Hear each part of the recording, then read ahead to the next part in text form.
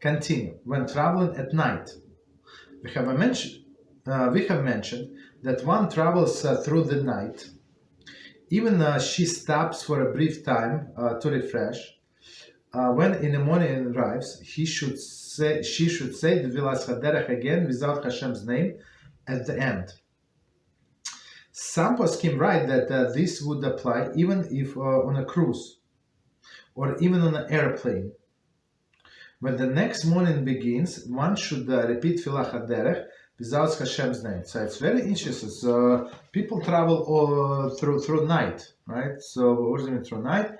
Especially if you fly from here, you fly to Israel for sure.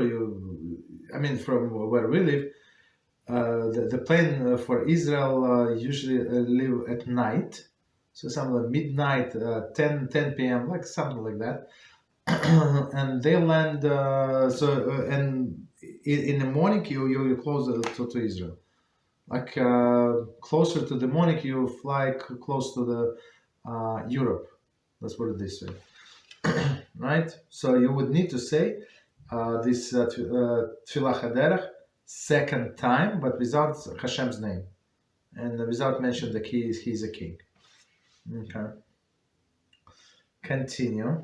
So, and this is actually the approach when we're not sure whether or not you should say it, but because it's new day, so you start going in one day, and now it's the second day, so you still need to say second blessing, even though you did not reach your destination.